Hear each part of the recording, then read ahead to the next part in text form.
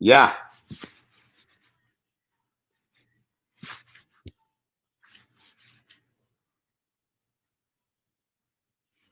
Yeah. Yeah.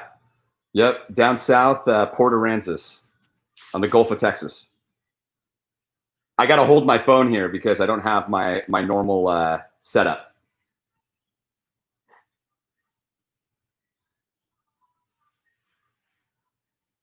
Okay, no problem. Yep.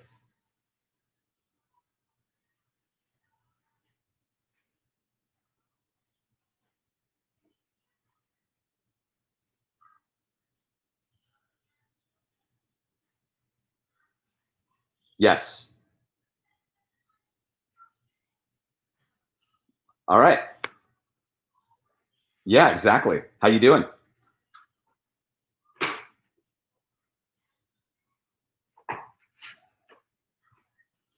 Excellent. Excellent.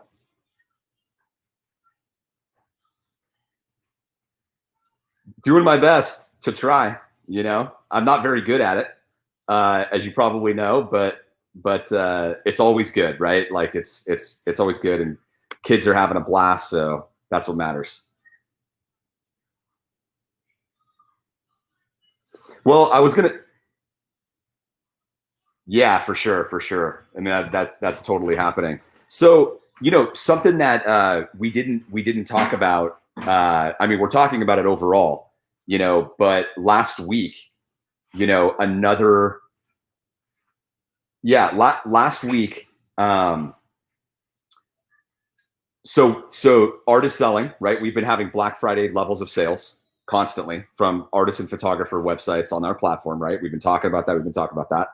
So again, last week, 186% sales growth year over year for the exact same dates, period of time in 2020 compared to 2019, right? Who would have thunk it, right? But again, it just keeps continuing, right? And as that keeps continuing, I was reading an article actually this morning. I sent it to you. I actually sent it to you. I'm not sure if you actually got to it yet, but it was a phenomenal article. But it was talking about how, like, what's really happened. You know how we've been talking about how the lockdowns have accelerated technology adoption by like 10 years. And so this article was talking about like how and why that has happened, right? And what's happened is people, like, why that's happened is because people have formed new habits, right? Like during this time, like there's new habits have been formed in terms of the way people are shopping, right? Where they're looking for products and services, where they're going to be looking for those in the future, how they're doing their meetings. At big companies, like how a lot of the meetings are transitioning, or 100% of them obviously transition to Zoom meetings, but how that's going to be in the future, and how it's going to change. So a lot of habits have changed, and that's what is so interesting, I think, about what it portends for the future of selling art, which is just, it's all good, it's all amazing, right? Because the more that like technology adoption happens, it means that individual creators, individual photographers and artists have more power. They can sell direct more, which means they can build bigger businesses than they ever could have before. And the gatekeepers and the third parties that traditionally have controlled distribution have less power, right? And so it's all good. Every photographer, artist should be embracing it, not sitting here going, "Oh, I hope that the old world comes back. I hope that the old ways come back." No, you don't.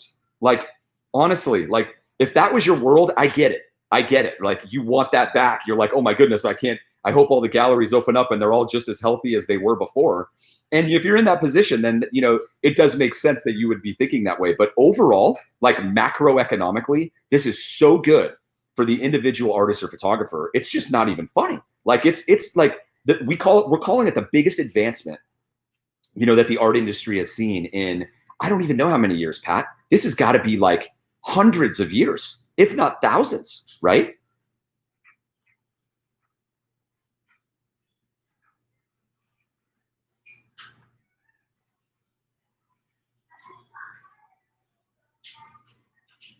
Yes.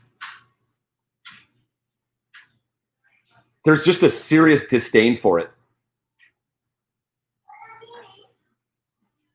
Yeah, why is that? I hate it too. Yeah.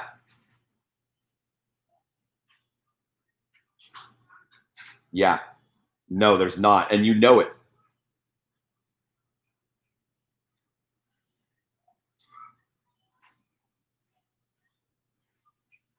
Yeah. Jim is saying your audio is off on Facebook. Is that possible?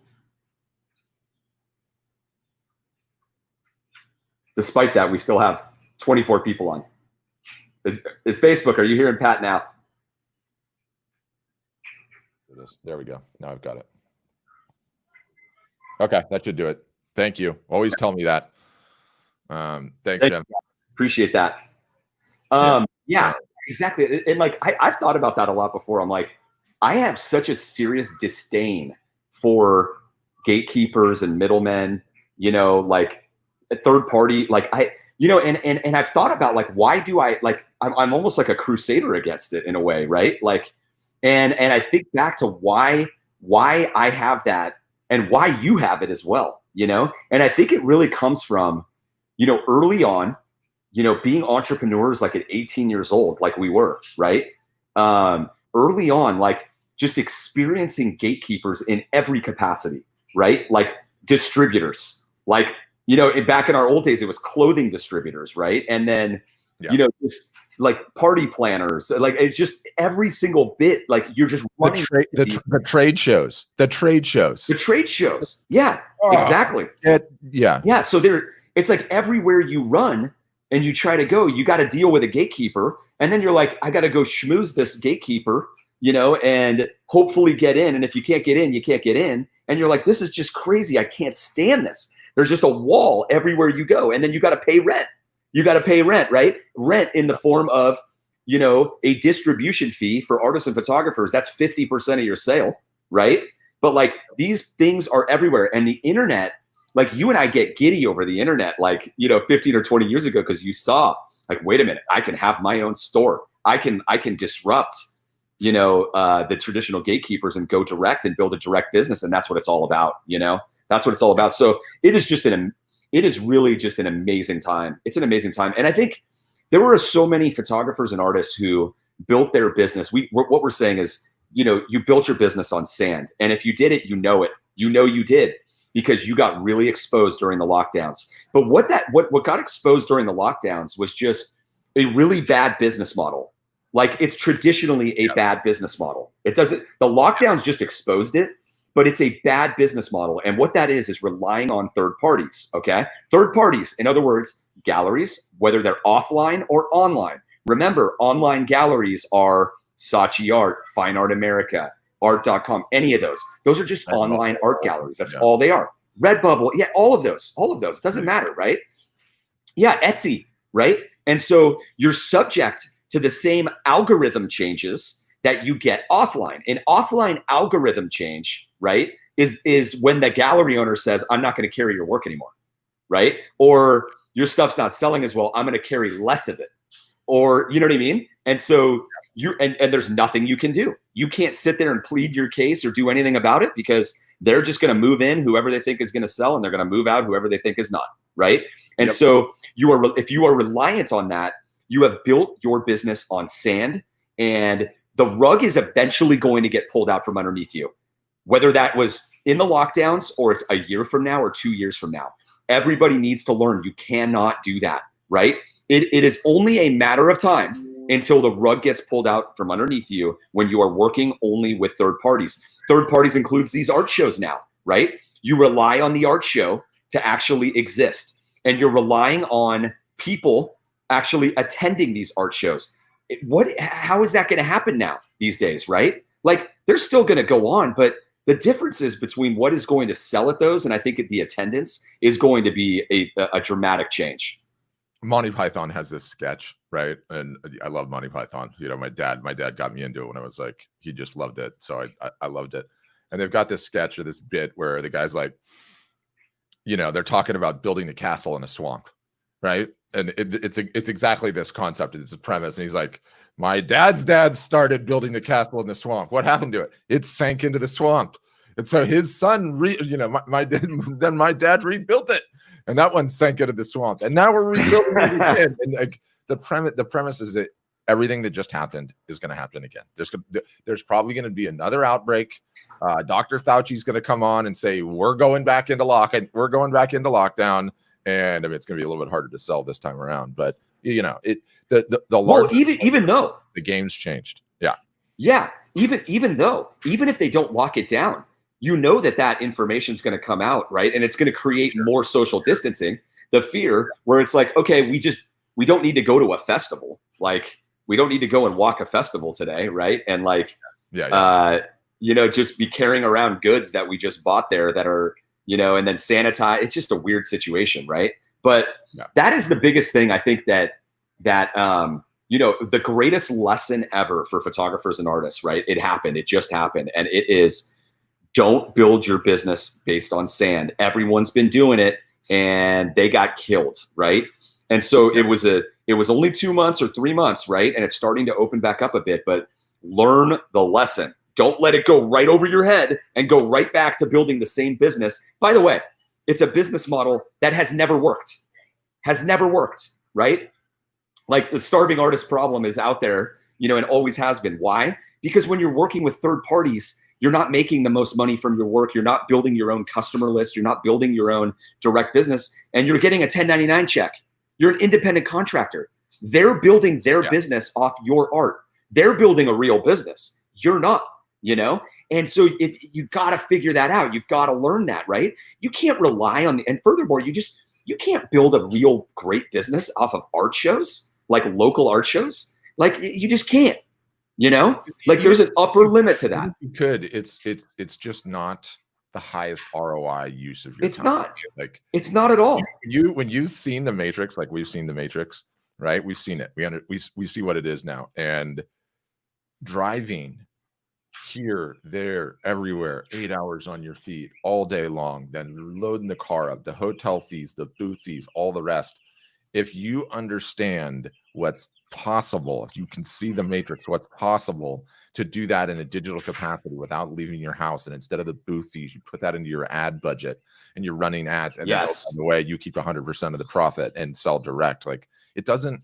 If you understand, if you can see the matrix, if you understand what's capable with digital marketing and how you can potentially sell your art, and then you understand the perspective of the time horizon where it's going to take you to be able to be successful, it's like 2 horses running, right? Like, 2 are going, or it's a tortoise and the hare essentially, right? Like, the hare is just taking off down the road, and that's the art show route, and you're going to make more money in the short term. But the tortoise just keeps coming and coming and coming, and then picking up speed. And then it's like year 2, year 3, your buddy that decided to do the show circuit all year long, you're selling more with none of the costs. It's so clear. Yeah. It takes time. Yeah. It takes time. You know what else? Is like a total pattern that we've seen? Mm-hmm. Everyone who really took the art show seriously,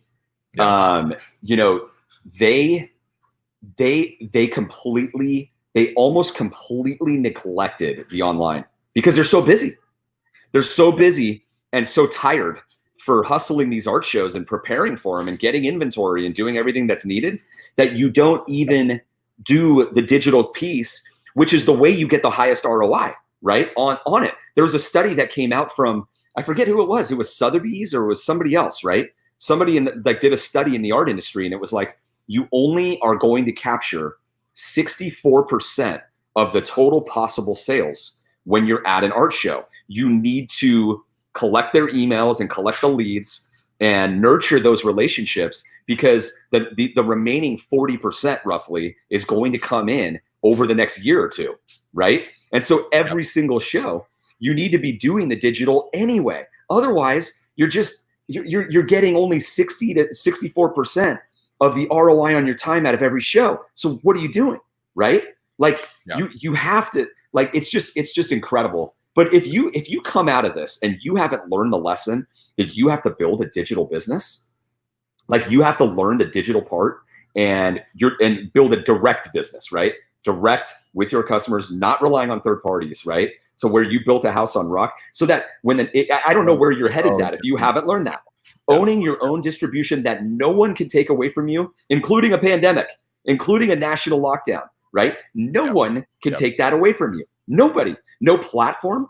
It doesn't matter if Facebook goes down or Instagram, because you'll take your attention, you'll take your following over to the next new platform, right? Why? Because you own it, And so you can easily start transitioning those people over to other platforms with omni-channel marketing, like what we teach, right?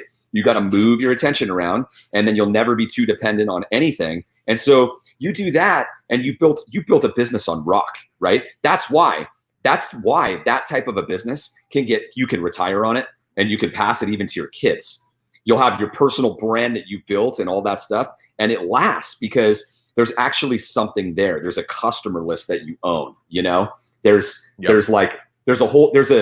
a machine that is producing more leads, more eyeballs on your work in terms of marketing, that somebody can follow and understand what it is that people love about you and how to get more of those people to follow you and love you and to turn those into sales.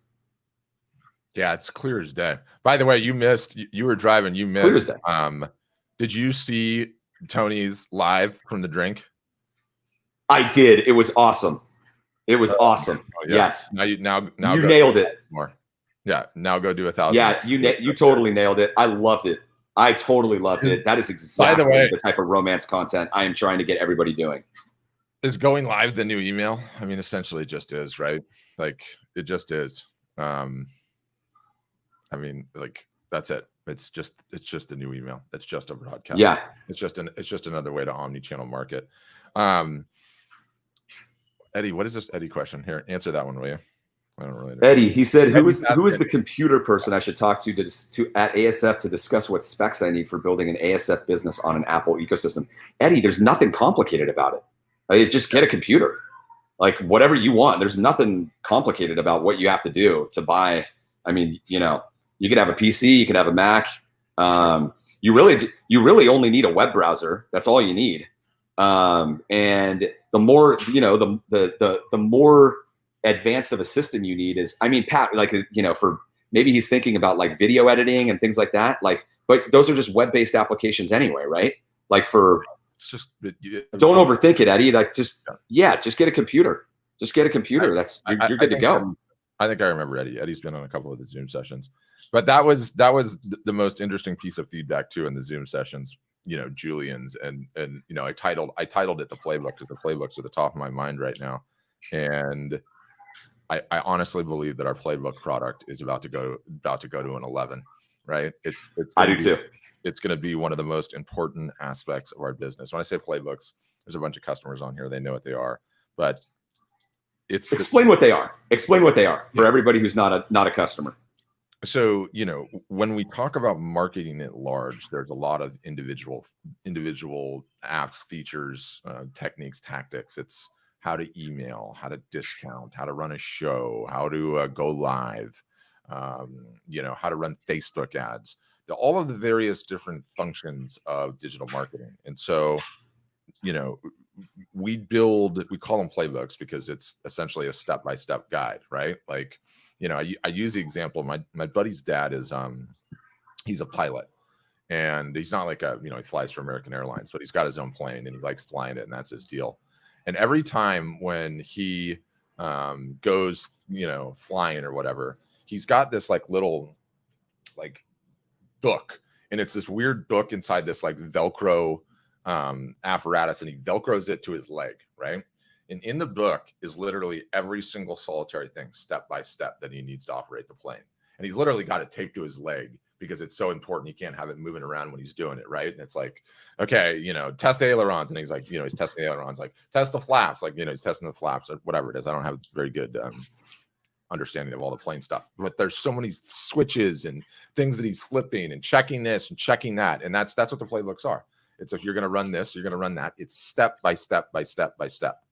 So we've had those and they've always been good, but I realized that they can't just be, the technical step-by-step documentation. Super important to have that. And we have that, which is great. But now we're adding in the commentary, right? It's like, right. like the entrepreneurial strategy, like that, Yeah. like the commentary, right? Like what you really, it's not just a technical document. It's what you really need to be thinking about and understanding when you're doing this thing. Yeah, yeah. A perfect example is like, the how to go live playbook. And you could say, here's what you do step by step by step. That was playbook number 1. Playbook V2 is now, guess what? You already have all the equipment you need. Don't go out and buy any other crap. Turn the thing on, start talking, and go. You have 1,000 of them to make, right? And so it's not just how to do this. It's the perspective. It's how many of these you're going to do. It's stop overthinking it. You don't need any more crap or equipment. Just do it. Right. So, those pieces are what everybody gets hung up on and what prevents everybody from shipping. And you just don't realize the only thing that matters is shipping. That's it. That's it. That's it. Right. Yep. And a perfect example, like we have a tactic that we're teaching. We call it the number 1 tactic. And what do? This. We made a great playbook, right? Made a wonderful playbook out of it. It was amazing. Wasn't enough. It wasn't enough. And technically it was done. Yeah. Technically it was done. People were getting hung up. They were not taking the first step. They were getting stuck in the weeds. They were getting hung up on the fear of rejection of it, because there's a large amount of rejection in this particular thing. And then what do? We grabbed a customer. We grabbed a customer, put the document up on the screen, put the phone up on the screen, and executed it in real time 15 times in a row with everybody seeing it. And it's like, it basically just gives you, it's almost like it gives you permission to not stress about it, right? To not get hung up on it. It's like, you now have the permission to go ahead and do this. Like, you saw somebody do it. It's like, you know what it is? It's like you're teaching karate on the whiteboard, and then you go out and then you walk out into the dojo and you just start kicking, right? Like boom, boom, boom, boom. See, I showed you how to do it on the whiteboard. Now you got to just start kicking. And then you just sit there and you're like, all right, start kicking, start kicking. It's amazing. It's amazing. It represents such a profound change in our product and what we're going to do and what it's going to evolve to be over, the coming months and weeks and years. So I don't know. What we're articulating, I am too, because what we're doing with these playbooks, guys, is like, I hate to even call them playbooks, because yes, they are a playbook, but like, they are literally what you and I would do, and exactly what we're thinking and how we would approach a specific thing, specific tactic, right? If we were running your business, okay? And we are very experienced entrepreneurs and building companies, and we're working with 3,500 plus members now at our storefronts, right? And so it's not even what we would do, Pat. It's we are doing it already. This is exactly what we have done with one of our members, right? We did it, and here's the results that happened, and so forth, right? And so it's like, it's a playbook, but it's like, how do you wrap a bow on that? It's a playbook for what I've spent my entire career learning, and we're writing the words, because we found that, like some of the technical step-by-step, some of our team members can help with, but the thinking of how to approach it, right? The strategic, thinking and on each of the steps and all of that turns out to be probably like more important than just the technical steps to follow, because that's where everybody's getting hung up, and to have the high level thinking of what needs to happen, right? When you're approaching a specific tactic, it is extremely valuable. So these things are like playbook on steroids, or I don't know what you want to call it, right? They're literally like ASF leadership strategy in these playbooks. We'll have to figure out what that is, but that is the most amazing part about it, and why I believe it completely turns on its head. Like, as we continue to grow the marketing team, like who our employees are and what they do, right? And literally day one, you come in, you learn the thing yourself, find a customer, partner, and go put the thing in the water. Because if you don't learn how to run our customer's business and make them successful, you are incapable of teaching. And whatever you're working on, it's the wrong thing. It's almost like that simple. Like the abstraction of that is, it's that simple, right? Like that's it. And it just solves every problem that we have. Yeah. There was a guy the other day. There was a non-member, and and I was thinking about he was asking, like, obviously had not just learned about art storefronts, didn't really know everything about what we did, right? So we were going through the process of kind of talking about that. And I was asked, like, or what he said was like, okay, like, how do I justify the cost of the membership fee, right?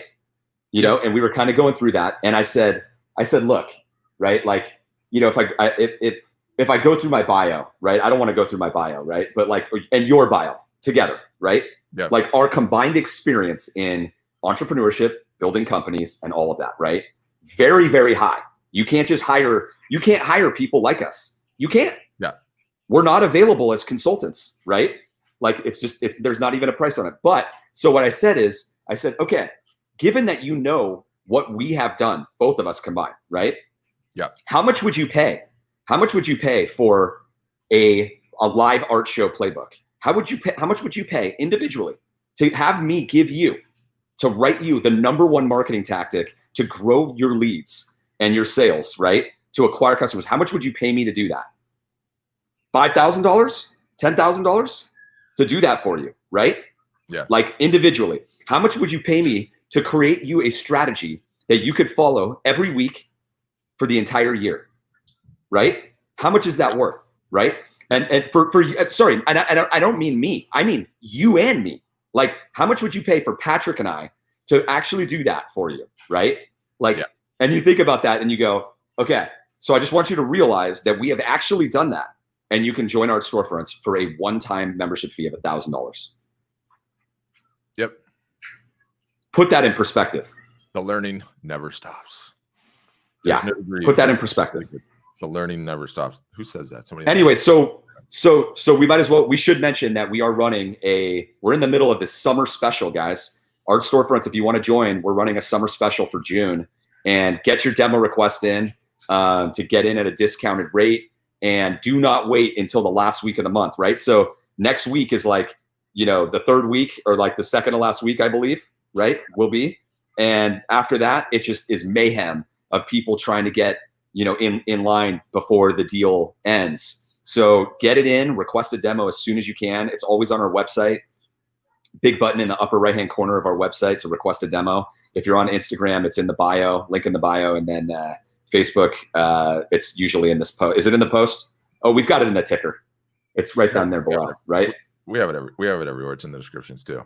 Yeah, case in point. So Jim, I made $1,300 for your playbook over Father's Day, right? Like, okay, that's Father's Day. That's one sale event. That's one marketing event of what, 30 a year, 40 a year, 50 a year. It's like, if Jim keeps working the plan, his business is going to go, it's going to double, and then it's going to double again. Absolutely. It's harder to double it, but then he'll be well into the 6 figures, and he's not driving across the world, although that dude's always driving across the world.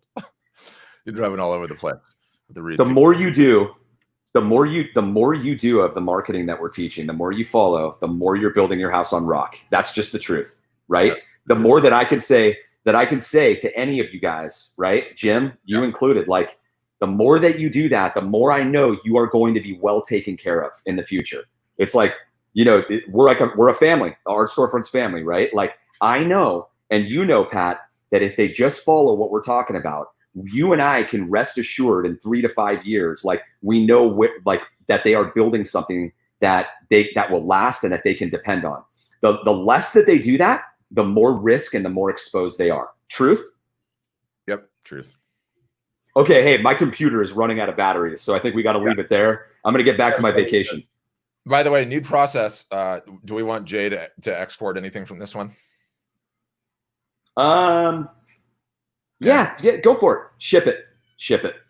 Yeah. You know what to do. Ship it. All right, let's get back to the pool. Bye. All right, guys. See ya.